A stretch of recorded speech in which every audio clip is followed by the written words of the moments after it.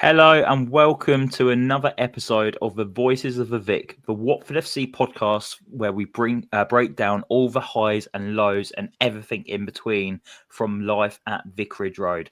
I'm your host Ben Ayton, and tonight I'm joined by Joe Thomas and Cameron Smart as we look back at Watford's opening two games of the season, the defeats at Charlton in the Championship and the EFL defeat at home to Norwich City. We'll be diving into the performances, discussing what we've learned so far and asking the big questions about where this squad is heading. Before we get stuck into it though, Joe, how are you doing, mate? You obviously went last night and didn't get into about 2-3 in the morning. So I'm just pre-warning everyone that Joe's a little bit ratty this evening. But how are you, mate? Yeah, I'm all right, mate. I'm all right. Apart from, I am a little bit ratty and I'm probably going to be very reactionary this evening on this podcast. But, I think a lot needs to be said over the last 180 minutes of what we've seen of Watford so far this season. It's going to be an interesting pod. But how about yourself, mate? You doing all right? Yeah, not too bad, thank you. A little stressed with work and coming home, and my daughter's been an absolute nightmare and taking it out on me. But we win some, we lose some. But yeah, all good other than that, mate. Cam, how are you doing, mate? Yeah, well, last time I was on here, I was looking forward to the new football season starting, as we are every year. And now I can't wait for it to be over because we've been knocked out of the Carabao Cup. And I love a cup run. I love nothing more than seeing us win a few games in the cup. That little one we went on last year, it was as fun as it gets, really. Man City away, one of the best away days I've done for a long time. And now we're out straight away. So I'm not too pleased with that, but even less pleased that we've also lost the first league game as well. So yeah, not the start we wanted, and as a result, I'm not feeling too optimistic at the moment. Yeah, well, I guess if you're looking at it like this, we're only 2% into the season. It's a very long old season. So it's I don't think we can be too doom and gloom. There's lots of opportunities in the season, 98% of the season to turn it around. But we'll try and find some positives from the first two games. But I imagine there's probably going to be more negatives about what we're going to be discussing tonight. But as always, if you're listening live, feel free to drop us your thoughts and questions. We might read them out during the show if we get round to it. But yeah, certainly, let's get into it. Cam, I'll come to you first. Obviously, reactions off of the defeat to Charlton Athletic at the weekend, and we didn't get together to do a podcast at the weekend. So we're going to discuss both of the games now. Overall feelings of the defeat away at Charlton? Yeah, I mean it's a defeat away at Charlton, so the feeling is a negative one. I don't think we were bad overall. I don't think we were anything special. We certainly didn't really deserve to win that game. I think Charlton they had the better of the chances, but we didn't feel completely toothless. I know we only had one shot on target, and it was from a tame free kick, but you sort of felt like there could be something for us in attack. There was a lot going on up there. Kieran Guard looked quite sharp. There was some good attacking work going on. I felt like we looked a bit all over the place defensively, and I'm sure we'll talk more about this, but there's maybe a couple of players in there that they don't seem to know what position they're playing just yet, and that's because it is so fluid, and some players are expected to pop up all over the pitch, but I felt like it left us a little bit vulnerable at times, and I think Charlton got a lot of profit out of that. So I'm not pleased about it at all. I hate seeing us lose, even though I should be used to it by now, but I just hate it. And to lose that and then go on and lose the cup game as well, it just, with everything that's been going on, it doesn't fill you with any kind of good feeling. You sort of feel like, oh, is it going to be another one of those seasons? And I really, really hope it isn't, and I hope we can see something a little bit more promising against QPR at the weekend. Yeah, big game already in the season at home to QPR this Saturday. But going back to the Charlton game, Joe, both sides could have had a penalty. I thought that challenge for Ngakia on their player in the box was. I turned to the guy next to me and I thought that's a Stonewall penalty, and I'm surprised that they got away with it. But the other end, when Nistori Irakunda was brought down by Kaminsky, I thought that was even more of a Stonewall penalty. It's good to see that EFL referees haven't changed from last season, isn't it? To be fair, Ben, sorry, Joe, I think the ref might have had nearly as much to drink as you did before that game. I knew this was coming up at some point. Yeah, we couldn't go the whole pod without mentioning how fruity you were at the weekend. The only difference is I would know how to point to the spot. That's the only difference. I mean, you'd have probably been like a bit jaded, but you'd have been trying. But yeah, no, it literally, like, you know, it's the same dross from referees. Like, and in fairness, though, when obviously I don't know how much of the highlights you saw at the weekend overall, but obviously we were chatting in our group over the Birmingham Ipswich game, but there was robbery in that game as well. Like, it wasn't just our game where referees made a mistake. But yeah, the Ngakia one, the more I see it, I think it's one of those ones where it's down to referee judgment, and I think it would have been soft had it been given because it wasn't clear cut for me. However, I do believe, you know, if it was given, I wouldn't have been going, "Oh, it's not a penalty. It's not a penalty. The referee's made a howler there." Like, it's one of those where I'm on the fence. However, with like Iran Kunda going through and like just being completely wiped out, obviously the ball went a completely different direction to the direction that he was going in. So you could see as to why he wouldn't have given the penalty, because he's thinking maybe the player's not getting to the ball. So he's not really denied anything. However, he's completely wiped him out in the box. So for me, it's a Stonewall penalty. I think if that situation happens in the 80th minute and Charlton score when they did, you probably go, well, you know, it's one of them things we should have had a penalty. But the fact that they went up the other end of the field, got the corner, and then scored from that situation not being given, it wound me up even more. I was like, it's ridiculous, absolutely ridiculous. But yeah, I'm just hoping that the standard of refereeing, it was poor last night, wasn't it, Cam, as well? Yeah, I was about to interject as well, just on the topic of referees. We've been hearing all summer about this rule that's coming in. The keeper cannot hold on to the ball for 8 seconds. That was non-existent. Non-existent. He was allowed to hold on to it for nearly 20 seconds. The rookery, as always, was counting for the ref, and still nothing. I mean, if you're going to implement a new rule, you can't just ignore it straight away, because that was the issue. That's why this rule's come in, because the previous rule was being completely ignored by the refs because they don't want to enforce it. So they've essentially lowered the penalty for it. They've lowered the punishment. It's only a corner now, not an indirect free kick. And that means you think, you know, referees are going to start awarding these, and they really should, but they've given up on it, you know, before a ball's even been kicked. So yeah, I don't really understand it. I'd really like to see an explanation. I still think referees should be held accountable in post-match interviews. I think they should have to face the press, and I would have loved to see someone ask that ref why he didn't award a corner when the Norwich keeper held it for 18 seconds. And I want to hear why rules like that and the stoppage time rules, why they just don't get applied, because it's not really good enough, is it? You know, they're trying to do so much to improve refereeing, and it just keeps going backwards. So yeah, look, I'm not going to start saying we need VAR and stuff like that, but we need something to change very desperately.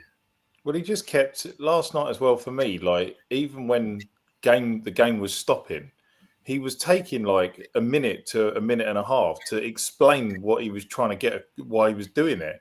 Like when the minutes come up at the end and he held up 4, I was like, he's having a laugh, right? Because he's taken about 6 or 7 minutes explaining stuff to people on the pitch. Like, I don't understand. Then there was all the subs. Then there was the goal. I was just like, hang on a minute. Like, you're having a laugh here. Like, it should have been at least between 6 and 8 minutes last night added on. And he added on 4. What? Because he couldn't count and couldn't be asked. Like, it just pathetic. Yeah, he wanted to get home more than you did, I think, Joe. Well, if I remember rightly, I'm sure I've seen this ref, and I'm sure he's from the Isle of Wight. And if he lives on the Isle of Wight, that's why he just clearly he knew he had a boat to catch at a certain time. And wanted to get out. Good. So what we've discovered so far and what we've learned is EFL referees haven't changed and they're exactly the same as last season. So that's a great start for the upcoming season. Cam, I don't know if you noticed this from the weekend. I imagine you did. You mentioned how Kiprianu had a good debut. He put himself about. I think he won 9 out of 12 aerial duels at the weekend. Just a shame that there was no support in and around him, really, wasn't there? I don't know if you noticed, but whenever the ball came up to him, Bar had like the white lines on his boots from hugging one touchline, and Dumbia had the lines on the other side of the pitch. They were just too far away from him, and Sissoko didn't have the legs to get up with him. Yeah, it was one of the many baffling things about the system that we're seeing at the moment. You've got a striker, and it's very clear from the 2 games and the pre-season games that the idea is he wants us to play into the striker.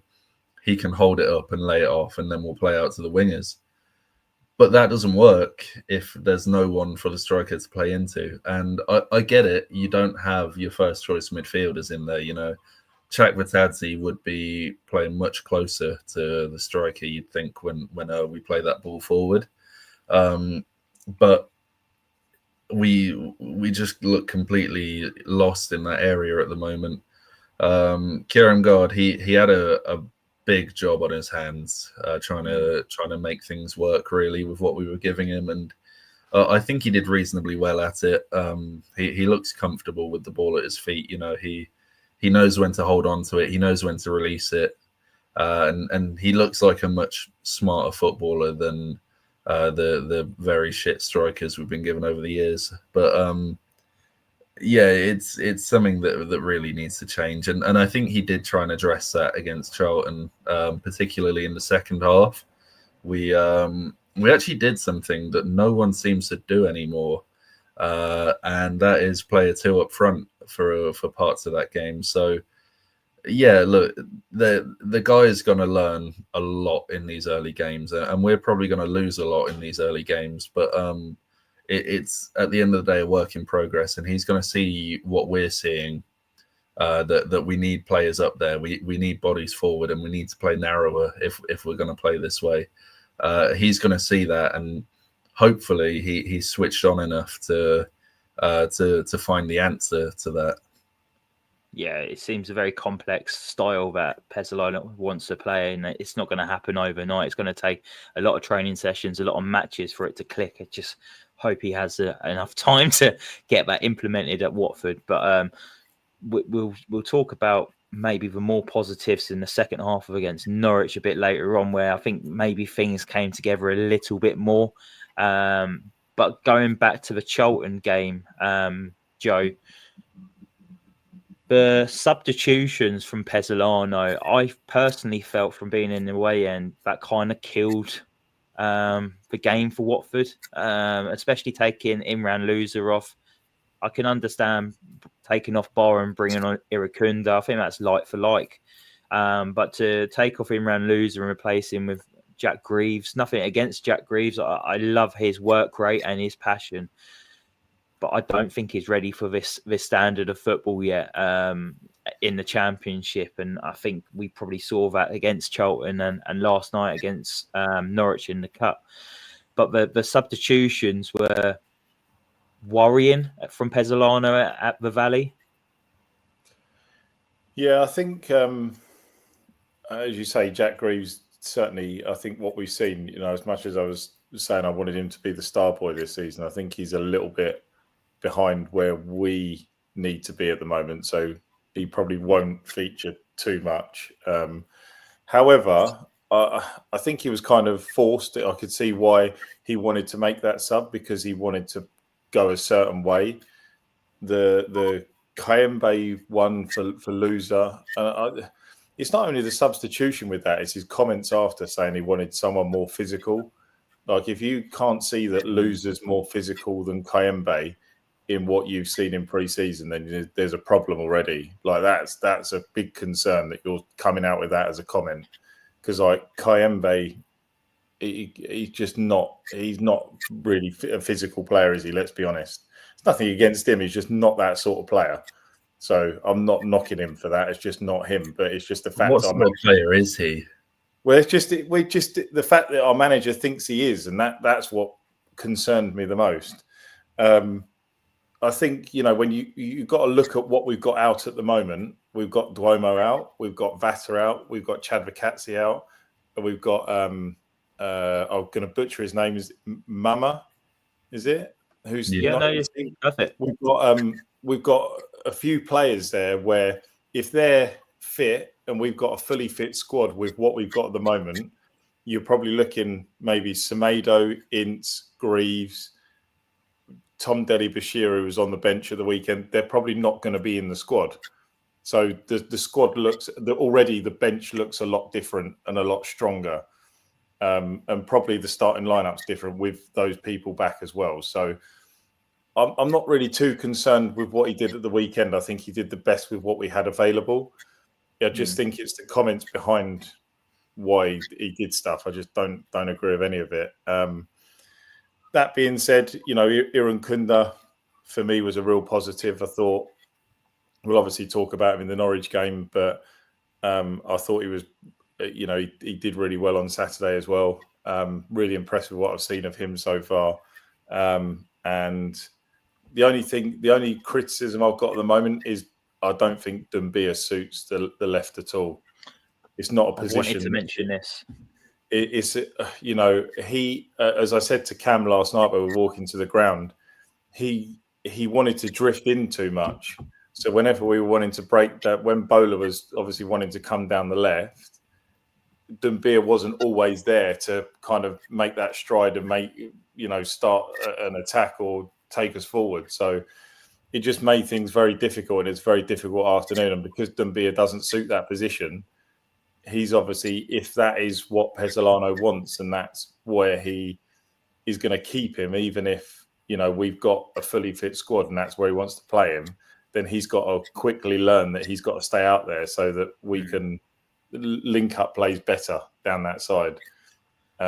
So yeah, that's the only thing I'll say is a criticism from me from Saturday. I just want to touch on the subs as well. Of course I do. Kayembe was involved, so I've got to have my say. I think Paolo is going to learn a lot from these first two games about who he can and can't rely on. I think he's already seen that, well, you would hope he's already seen that some of those players, especially the ones that played on Saturday, just aren't going to give you much at this level. It's baffling that he's looked at that bench and he's looked at what we've got out on the pitch, and he said, I know who's going to keep us in this game and help prevent a set-piece goal. Edo Kayembe. It baffles me. It really does. There is, and I'm tired of managers telling us about Kayembe as if we've never watched him before. They're trying to tell us, he's this great player. He gives his all, and he's really good. He's tricky. He's physical. He's not anything. He doesn't give you anything. And the thing about Tom Cleverley that pissed me off the most was when he came out and said, "Oh, Edo Kayembe, he loves this club so much. He's our hardest working player." I'm like, well, it doesn't fucking look like it when he plays. He doesn't work hard at all. He's lazy. He doesn't move. He doesn't track his defenders. It's it's really baffling the way managers talk to us about Kayembe, and I know they see him a lot more than we do. But we've been watching this guy for this is his 5th season at Watford, I think. Unless I've made that up, I think it's his 5th season here. He's made well over 100 appearances. He's probably going to go on to make 200 appearances. If we were any good at running the football club, we would not be letting a player like that make 200 appearances. Joe, I was saying to you, the amount of players that have passed through Watford and made like at most 10 appearances because they're not good enough. The amount of those players that are better than what's making over 100 appearances for us now. I mean, I'm talking like Adalberto Penaranda, Ignacio Paceto, Isaac Success. Those guys would go on to make a lot more appearances for us if they were still here now, because we just do not replace these deadwood players. We do not move on from them, and it's so painful. It's really bad. And Tom Ince, every time you bring him on, he's going to give you absolutely nothing. So why are we bringing him on at 0-0 away from home in an important championship game? There was a moment in that game where Tom Ince was clean through on goal, and I am glad whoever was faffing about on the ball didn't play him through, because it would have been nothing. There we go, it's Kayembe. But that's the best thing he did all game, was not play that obvious through ball. And that's because it would have been to nothing. And look, I really hope when we get all our players back from injury, if that ever happens, we're not going to see these guys play for us as much. But it's just been going on far too long that these guys are the ones that we have to turn to, because we haven't got anyone else. And I mean, the Greaves sub as well. Look, I can see Paolo is a fan of him. I haven't seen enough of Greaves to be able to tell you why. But you've got at least 25 minutes of the game left. You're bringing on an academy kid that's never played for us before in the league, and you're trusting him to win you that game. Nothing against the kid at all. It's just a terrible idea. It's terrible management, and it shows a complete lack of understanding of what you need to compete in this league. And I really, really hope he's learned from that, and he's learned from the Norwich game, and he goes into the QPR game just with a much more sensible head on him, because it was downright stupidity what we saw from that triple sub, and I hope he never does anything like that again. Yeah, well, I think like you've alluded to, from the last 2 games, I think he's learned a lot about himself, but more importantly, the pool of players he's got and who he can trust and who he knows that will put in a performance for him. Because certainly last night there was lots of players who would struggle to get back into this team for the rest of the season after some of the performances we saw. Well, they should, but they're probably going to be straight back in the next game because we haven't got anyone else. Yeah. One player I want to talk about, Joe, who a bit of a positive performance away at Charlton, Hector Kiprianu, the general in our midfield. He's made a big impact at Watford already. We saw in the pre-season games that he's made an impact. We've heard how good he is from Peterborough fans, and he's shown it in 2 championship games now against Charlton and Norwich. He just oozes class, doesn't he? He looks like a ready-made cult hero for Watford. Yeah, I was very excited when we made the signing. Liked him for a long time. In what I've seen of him at Peterborough on the telly and stuff, we should have signed him a lot earlier. And if the people that were doing the negotiating knew how to negotiate properly and not going and take the piss at Peterborough on the last day of transfer deadline day and try and sign him, we'd have probably got him a lot sooner. But it's been worth the wait. We've got him on a free transfer. He's come in, hit the ground running. Didn't really see too much of him in pre-season. Obviously, he only got the second half at Orient, didn't he? He didn't start the game. But what we saw there, movement was good. Saturday, I thought it was really impressive. I like that he got forward as well. He was really unlucky with that header, the ball that was played through. It just needed a slightly better connection, and I think it was destined for the top corner, really. I think the keeper was completely flat-footed and wasn't expecting it at all. But yeah, even again, like last night, I mean, he was asked to obviously play centre-back last night, change of position, and I don't think he really disappointed last night. I think there was one occasion where I think he messed up, losing the ball, and I think there was one also as well where he kicked the ball out, where he tried to play a ball forward. He got really annoyed with himself actually when he did that. But yeah, overall, if there's one positive that we can take is that Hector Kiprianu is going to be one hell of a player for us this season, and he, when fit, needs to be starting every single game for me. And actually, the only one big surprise last night was that I expected him to be captain last night with Sissoko not on the pitch and Loser not starting as well. Because obviously he was captain at Peterborough. He was a leader there for a few seasons. I don't know why, because I don't see nothing against Tom Ince, because as I've said before, he gives it his all when he's on the pitch. He may not be performing as well as we want, but he gives it his all. He's not the future of this team. So why are you giving him the captain's armband? Give it to someone who's going to be coming through, and potentially, if he's here in 2, 3, 4 years, he's probably likely to be captain. So just give it to him. No, I agree. I'm not too sure what Tom Ince actually brings as a captain on the field as well. Whereas you'd see with Hector, I imagine that he would motivate his teammates and that he would be in the referee's ear. I don't really see that from Tom Ince. And like you say, nothing against Tom. He's had a fantastic career.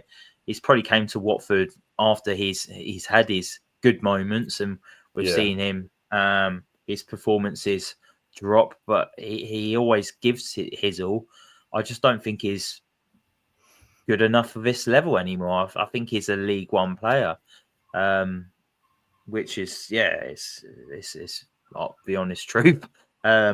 Let's move over to the Norwich game now after talking about Charlton. So that was our bit of a review over the Charlton game and what we think we've learned from it.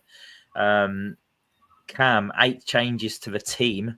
Only Selvik, Hector Kiprianu and Mark Bowler were the players that kept their place from the Charlton game. Was there more changes to the lineup than you expected there would be? It was always going to be tough to predict, obviously being the cup. But a lot of the time we like to go strong for that.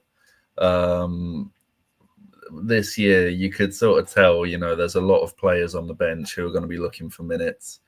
I think to an extent it makes sense for Paolo to be looking at those players and saying, go and tell me what you're all about. And I think, like I said, he's learned a lot from that.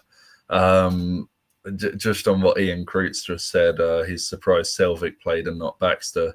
I actually think Nathan Baxter's got a bit of an injury at the moment. He was effectively ruled out for the Charlton game, but I think we had him on the bench anyway because we don't trust Marriott as a backup. And didn't he miss a couple of the last pre-season games as well?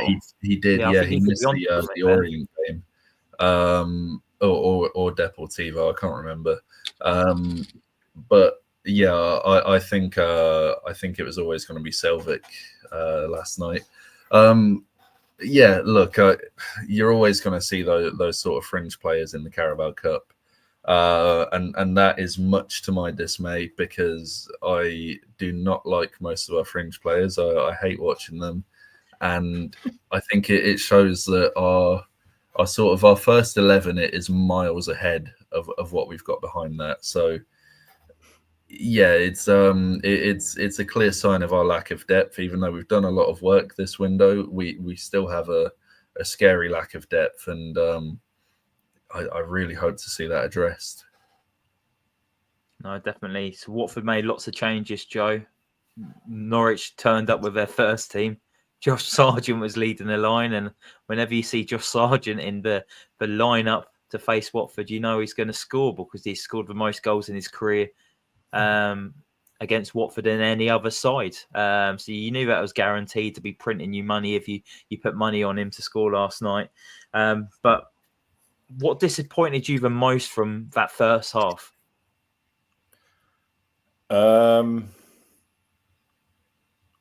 Okay, I'm going to try and not be too harsh here because good luck.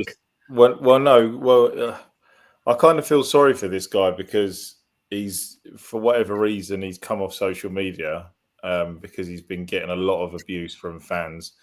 And while fans are angry and they have their right to voice their opinion, it sounds like the abuse that this said person has gone a bit too far.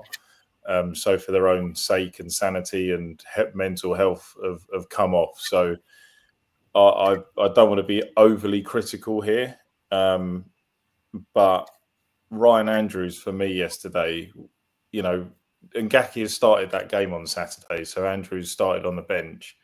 You get an opportunity on the following game to, just showcase to the manager what you can bring to the side and maybe put yourself forward that you should be the starting right back. And every single time Diallo got the ball last night in that first half, he skinned Ryan Andrews. He had a yard on Ryan Andrews. He took the ball past Andrews. Andrews couldn't get close to him. There was the ball was bouncing and he was just kind of looking into no man's land. Like, he just wasn't first for anything last night. He looked a yard off the pace. And the thing that concerns me most actually about the right back position, everyone's going, oh, we've got two right backs. But from what I've seen in both of them, neither of them so far have been capable enough, even from pre-season. And Gakia didn't look fit enough, was tired after like 50 minutes, like he couldn't run, like he'd just run a marathon. And Andrews last night, why? Even Cam, you'll hopefully agree with this, but there were situations last night where we were getting the ball in midfield. The obvious thing was to drive to go forward. Why are you not making the run down the right wing so that whoever I can't remember off the top of my head, maybe it was Ince or Deli Bashir or Kaimbe, they would have to stop and then look the other way because Andrews hasn't made the run down the right wing to keep the attack going. He was getting to a point last night. I don't know whether this is what Pezzolano wants or whether he's been told to do this, but he was going past the halfway line and then he was just stopping. It was like he was stopping in front of where Liam Manning was standing. So he didn't really go too much further forward from the away dugout. I'm like, why are you not going forward? Because if you're making the run onto the ball that's being threaded through, you're going to have an opportunity to cross the ball. And we'd have got more balls in the box. But even with Bola last night, it was the same. Until there were changes made in the second half, when Ngakia then was... I don't know where he managed to get his pace from. It's like someone put a jetpack on him. But he literally, I think it was 2 runs he made and he skinned like 3 players, didn't he? I was like, where has this come from?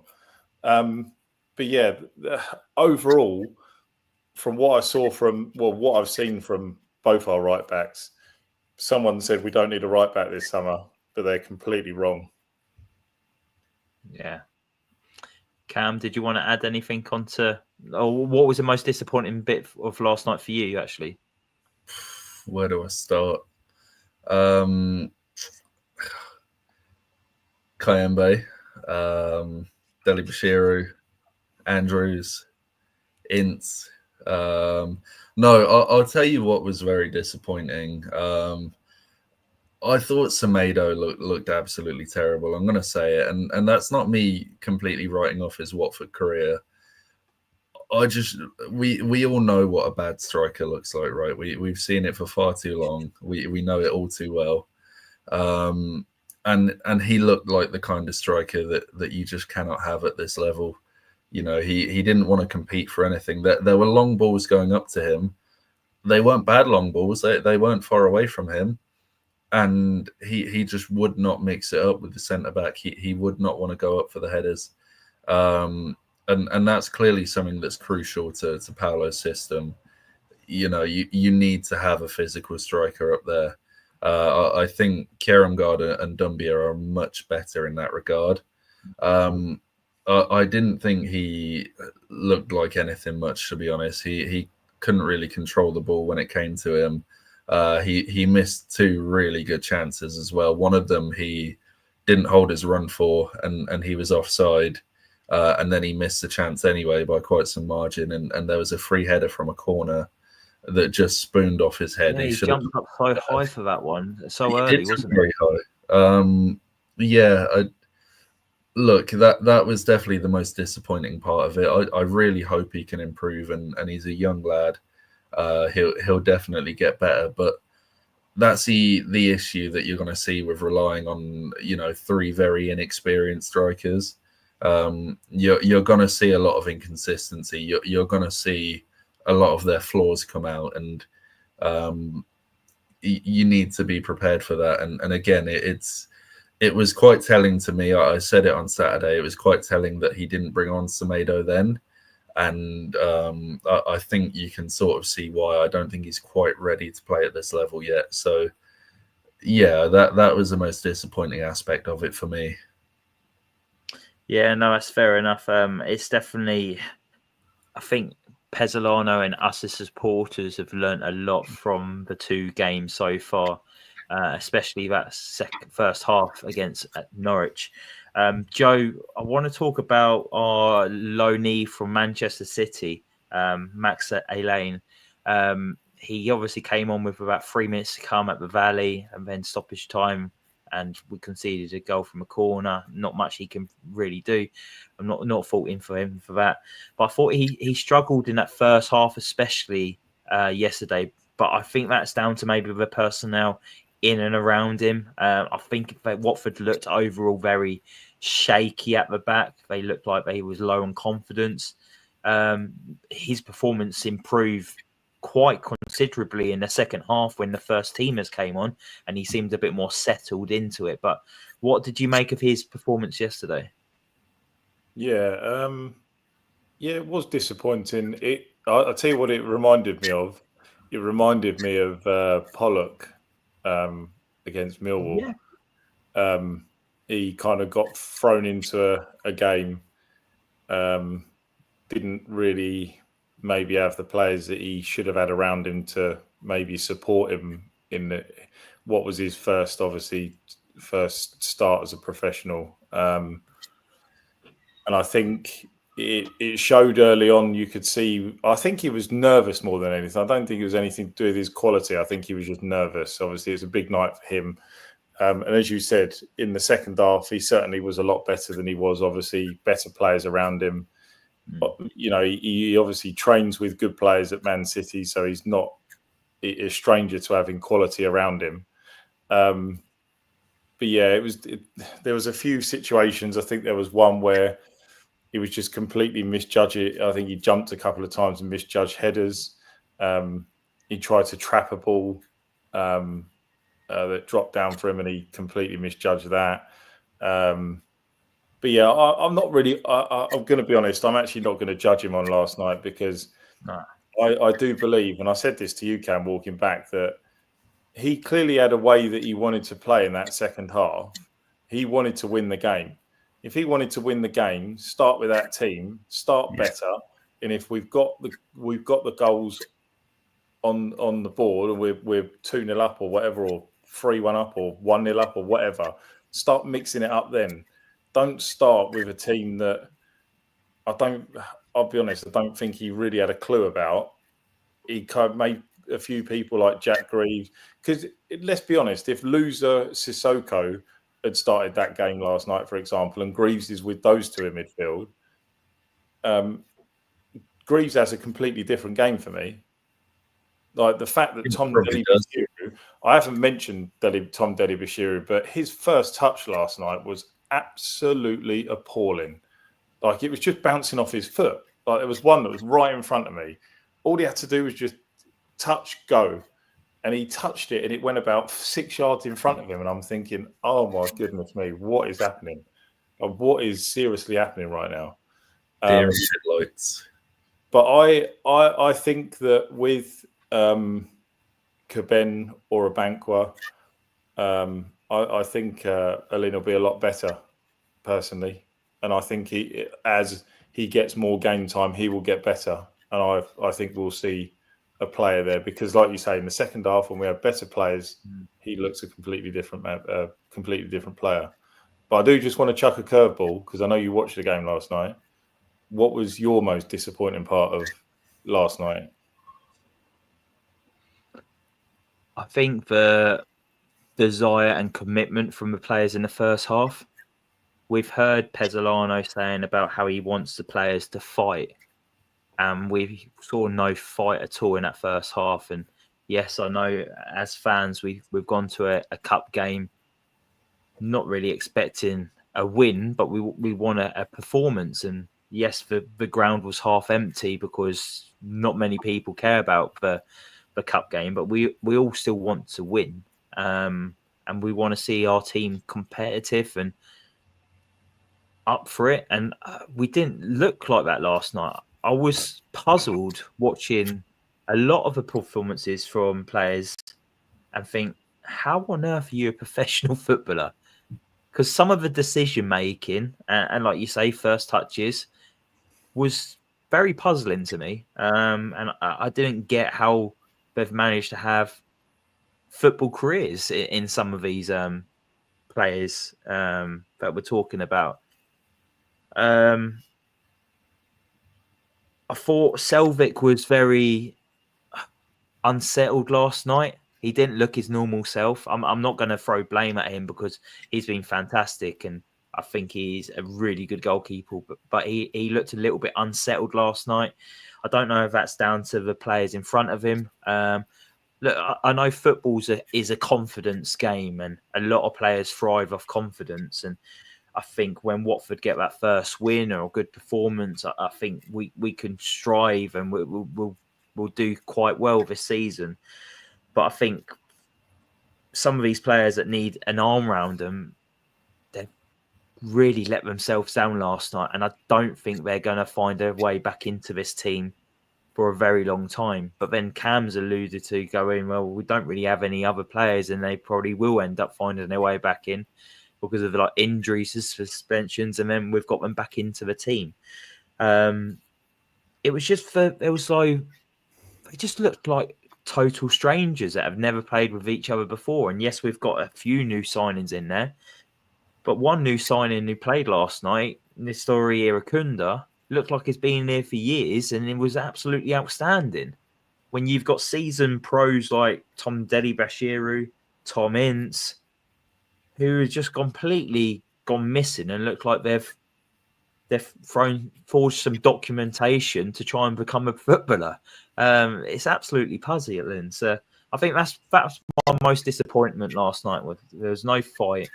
But I know you wanted to mention something, Joe, as well. We was talking on air a little bit, and it's nothing to do with what was happening on the football pitch. It was happening off the football pitch. There's been some things thrown around on social media that one of our assistant managers went round to the Graham Taylor stand and started coaching some of Watford players from over there. And then you've mentioned that Sissoko was behind the goal trying to coach Watford players as well. To me, this seems quite worrying. Yeah. Did you notice Sissoko come down behind Selvik? Didn't notice Sissoko. No, I noticed. I noticed Garrido on the other side. It was. Yeah. I don't hate it, to be honest. I think I get what you're trying to. It's just a case of trying to get away with it whilst the ground's half empty. Well, maybe. Yeah, potentially you're not going to get away with it with a full stadium, but the linesman saw it straight away, and he mentioned something to Garrido and told. I don't know what was said specifically, but Garrido quickly kind of was like, "All right, I'll go." Complete and utter waste of time walking around there to then just have to walk straight back. But yeah, I mean, Cam, you probably want to say a bit more, but I found it utterly puzzling. And I said I don't know who it was. I don't know. Unfortunately, I don't fully know who all the backroom staff are on the bench at the moment. But there was a blonde chap last night that was that Pezzolano was talking a lot to, and he was shouting instructions to people on the pitch. Pezzolano just spent a lot of time, especially the first half. He was just sat on he's doing his Bielsa impression and sitting on the water box, the water bottle box, or whatever it is. And then in the second half, he was shouting. He was doing a lot of gesturing. There wasn't really much instruction. He was just getting irritated by things that weren't happening. Like, he was obviously praising things when things were going right. Obviously, he was very happy with Bar scoring. Excuse me. And then, there wasn't really much instruction. But then, again, what baffled me is when we stopped for that break in play, he's got a board out and he's instructing players. If he can do it there and in that setting, why can he not do it? Why is he not doing it during the game? Like, why is he not instructing his players to do stuff during the game? Why is he getting other people to do it? There seems to be too many people on the bench getting involved in stuff when it should ultimately be down to the manager. Yeah, I mean, I don't take any issue with any of that, to be honest. When I joined the little pre-pod lobby, I heard you and Ben talking about this, and Ben made a good point that, he doesn't have a full grasp on English yet. It might be better for him if he leaves the communicating to a coach that does, fully understand English. So I get it from that point of view. It might be like when you're quite irate and you're trying to talk quickly and you're quite angry. And they wouldn't understand. It might be hard to process what you want to translate into English from Spanish. So, but when he's got the team round him and it's more of a calmer environment, that's where he might be able to go through the tactics boards potentially, Cam. Yeah, exactly that. And with the whole, Garrido coaching from the other side, Sissoko getting involved behind the goal. Again, I've got no issue with it. I'm surprised they thought they'd be allowed to do that, to be honest. But look, it's innovative. It's a way of communicating, and I ultimately don't care how the team is managed as long as we win games and we're entertained. That's all we want. And I find a sort of Bielsa-esque Uruguayan bloke who barely speaks English very entertaining. That's a proper championship manager that turns up and he either wins the promotion out of nowhere or he gets sacked after 10 games and people forget about him straight away. But no matter what, you're going to be entertained with him eventually, in one way or another, put it that way. No issue with his coaching methods from me. So I think it's safe to say that last night we learned in that first half that there's a clear difference from the backup players and why they're backup players to first team players and performances. We certainly wasn't entertained in that first half. We struggled to get any kind of movement other than Iracunda, who was trying to make things happen and looked exciting and electric. He didn't need a jetpack on his back. That boy's rapid. But Cam, was you entertained in the second half when the first teamers came on? I was more entertained than I was in the first half. I was more hopeful. Because we've got players on that can actually kick a football, it helps. But I saw shades of what we see every time we're losing a game at Vicarage Road, and it's been a lot for the last 3, 4, 5 years. It was shades of what we saw under Bilic, under Wilder, under Ishmael, under Cleverley, under all of those managers. We have terrible first halves. We bring on some good players for the second half, or we change something that works in our favour, and then we look moderately more up for it. We pass the ball about a bit quicker. We've got players making runs, and we sort of push the other team back a bit, but it just didn't really get us anywhere. For all that we were more competitive in the game, we didn't do anything really other than the goal. We struggled to create any meaningful chances. We were just so blunt, and we still looked pretty vulnerable on the break as well. I think it played into our hands that Norwich took off a lot of their better players, and for all that we looked a little bit better, Norwich were comfortable. We were never going to score another goal in that game, and it's something that needs serious work. You can play with more energy and more tempo all you want, but you actually need to be able to break a team down. You need to get balls in the box, and you need to move them around more than we did, and we just didn't do that. We didn't do anything meaningful in the second half. So no, I wasn't entertained by it. I was annoyed to see the same pattern that we've seen for years and years, and again, we just need something to change, because I'm tired of watching Watford lose every week and seeing them give it a go for 10 minutes in the second half, and everyone going, oh, that wasn't too bad in the end. Actually, it's just not what we need. Joe, who impressed you the most in the second half? As always, Imran Loser. He just, the man, just like what he can do with the football. Like he's shown his range of passing in the second half. He was there, involved in everything. He was like flicking balls again. He was outside of the boot, like volleyed passes, and he's just got such control with the football. It's just he's just fantastic. I love the guy. Quadro Bar, when he came on, obviously scored a fantastic goal. Was trying to do things, he was trying to drive forward like Iran Kunda was in the first half. They're both just trying to do things in the second half and create things. For me, I was a bit surprised. I don't know if anyone else thought this, but I thought Kurangard would have come on a bit sooner. Yeah, that would have been nice. Last night, I was really surprised that he came on in the 80th minute. Like I thought he would have maybe come on in the 65th, 70th minute. We're chasing a game, and Semedo wasn't doing anything, so just bring him on and give him a bit more time. Like he's not going to really do anything in, as it was, 14 minutes on the pitch. Like you probably just warm up a little bit after sort of 8 to 10 minutes, and then it wasn't really getting anything. But I think those were the standouts, and I thought Caben as well shored the defence up a lot when he came on. Massively. And he just looked like if he stays fit this season, he's starting every game for me. Like I think he's a fantastic central defender, I think he's going to be a real player this season.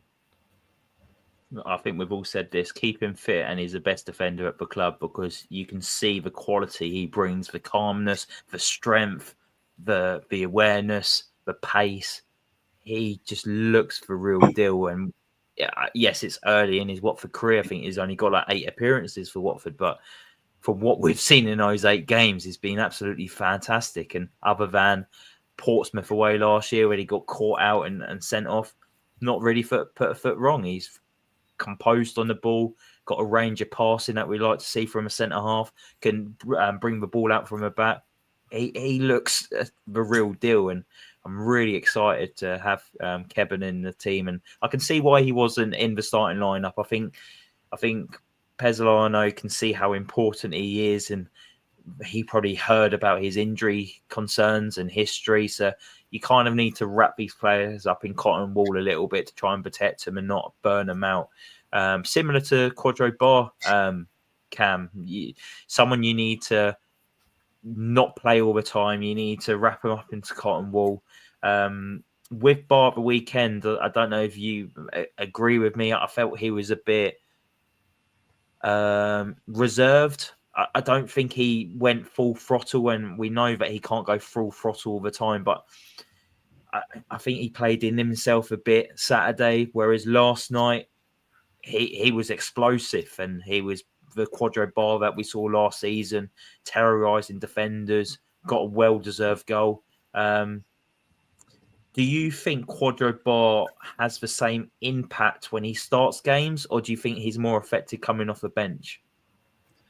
Yeah, I think I see what you mean about coming off the bench. You know, it's a nice idea having him run at tired legs, and it obviously won us a lot of points at the start of last season as well.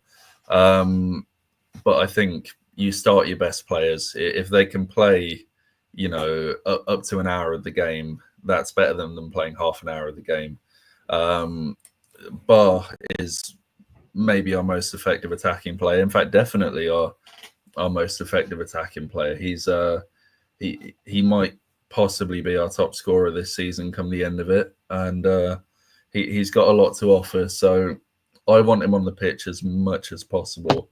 I obviously understand he can't play, 90 minutes every week. You've got to protect him, but if he's fit, play him as much as you can, because the boy's not going to be here long. He's going to win us so many points, and even against Charlton, where many don't think he had his best game, he was still a threat. He was our only one driving the ball into the box in the first half, and we're going to get a lot of goals down that avenue, I think. No, definitely. And what I liked about him and Irakunda last night, Joe, is they both look comfortable playing on either side. So for me personally, against QPR at home, I'd like to see Irakunda and Bar both start. I think maybe Irakunda over on the right, Bar on the left. I only say that because we saw how effective that Bar was yesterday on the left. But they're both comfortable on either flanks, which is a good option to have, because they can swap during the game as well. If they're not getting on any joy on one side, they can swap over. Would you play them both against QPR this weekend from me off? Yeah, 100%. I think it's a game that I wouldn't say it isn't a must win. Like Pezzolano's got to get his first win on the board quickly. However, if we play really well and we're unlucky, as long as people see a different performance and see people doing better than what we've seen in these first two games, and I don't think, although we've lost, I think that at least there'll be some positives to take. But if it's like it has been for the last two games and we don't get a result, then it's going to turn quite sour and toxic very quickly in Vicarage Road. And I think for a game like this at the weekend, I think you've got to start your best players that we've got available at the moment. And Irakunda and Bar have both shown that there are two best players in those positions at the moment. Whether Bar plays on the left and Irakunda on the right, or they swap over and they just alternate at the weekend. It's completely took me by surprise, Bar playing as well as he did on the left, because I thought that he'd look, because obviously he plays on the right. He looked fine. Obviously, he scored with his left foot as well. So yeah, I think you have to. I think start the pair of them with Kurangard up front. It's got to be them as a front three at the weekend.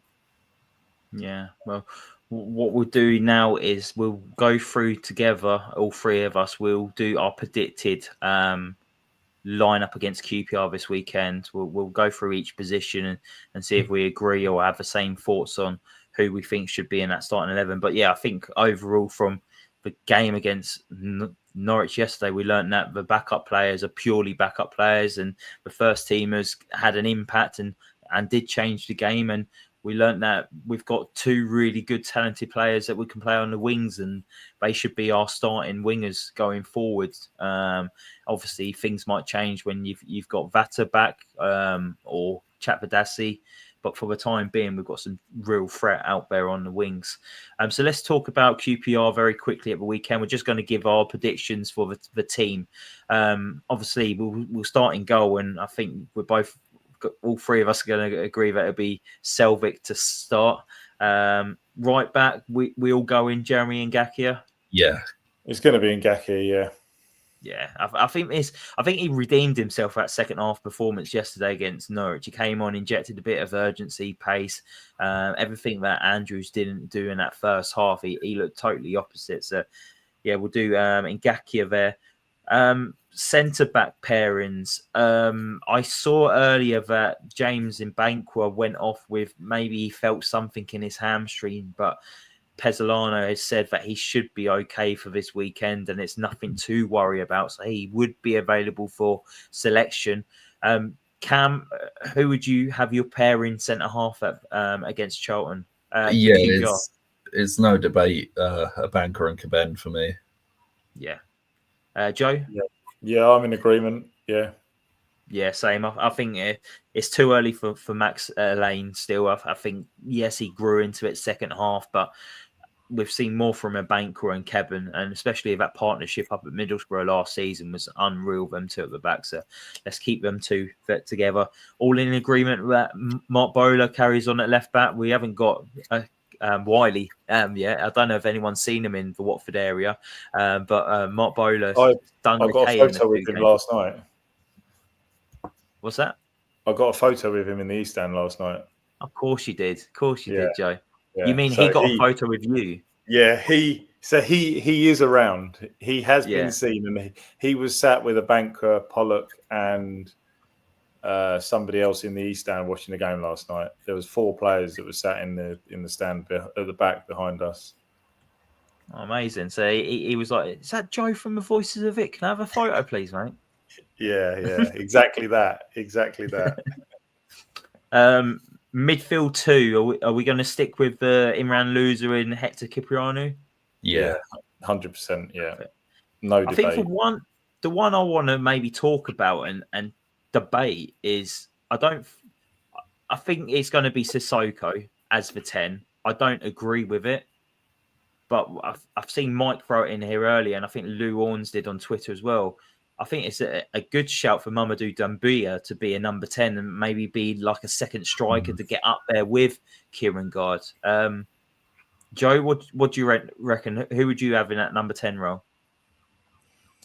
If he starts with Barr and Irankunda, then I would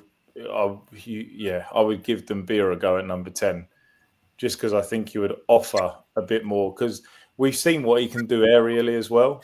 So he can also flick the ball on. So whether those two alternate between, if Selvik if long balls were coming up, whether it be Kurangard knocking it onto Doumbia or vice versa, I saw enough from Doumbia last year to see that he can get his head on a ball. And obviously the stats from Charlton show that Kurangard, he won 75% of balls that went aerially, so he is also good in the air. It would make perfect sense to play it that way, but whether he does and whether he sees that as an option is another thing. Yeah, I think he'll have that bit of pace to be a bit quicker and closer to Kieran Gard as well. But neat touches, skillful on the ball. I think he'll drive us forward. Cam, what are you thinking about the number 10? I don't think there's any other option you can consider other than Sissoko, really. There's just not a player that I'm looking at and thinking he can play number 10. Maybe Irankunda could play there, but I think it'll be Sissoko. I don't see it being Doumbia. You've got to have someone who can contribute in midfield as well as a midfielder. And look, I don't rate Sissoko, but he is naturally a midfielder, so I feel like we will go that way. There's no guarantee that it will be a 4-2-3-1, by the way. I mean, we went to 3-5-2 against Norwich for the second half, and there was also a little bit of 4-3-3 in the Charlton game, so it could go either way. With the personnel we've got, I think it should be changed a little bit, and we should go 4-3-3 with maybe Sissoko in there. Yeah, and with Sissoko. Sorry, Joe, carry on. No, sorry, I was just going to say, with Cam saying there about Irankunda maybe playing 10, it could be the players that we've said, but with Barr on the right, Doumbia on the left, and Irankunda as the number 10. So it could be that way if we want those three on the pitch. Obviously, with what Pezzolano wanted at Charlton with Doumbia on left, Barr on right, if he wants Irankunda on the pitch as well, then he might put him in that number 10 role. So it might be the 4, but just in a different way that we've said. Yeah, no, that's a good shout. It might be more flexibility and fluidity through those front 4 players there. And I think with Sissoko last night, he obviously didn't come off the bench either, so he's been fully rested as well. You know, you're not going to get Saturday, Tuesday out of him, and they've probably had the QPR game in mind. I thought he was better in the game in the second half against Charlton than he was in the first half. I thought he did improve, but we'll see what happens this Saturday. And then, I'm guessing barring Irukunda on both flanks. Yeah. And then through the middle, Kieran Gard, after the performance we've saw against Charlton, he's offered a little bit more for Semedo. We're not ruling out Semedo. I think he is as a player there. He's got promise, but I think he just needs a bit more time. It's going to take a while to adjust of England and the Championship. But I think we'll probably leave it there now. We've had a lot to go through tonight. But a big thank you to everyone who's tuned in tonight, whether you're watching live or catching up later on. If you've got thoughts on anything we've discussed tonight, the defeats, the performances, what's next for Watford, drop us a comment or a message, and would always love to hear from you. If you enjoyed the show, make sure you subscribe to our YouTube channel. Leave us a rating and a review on Spotify or Apple Podcasts or wherever you get your audio fix. It really does make a big difference and helps us reach out to even more Watford fans. We'll be back soon with more reaction and hopefully some better results to talk about. So until next time, come on, you Horns.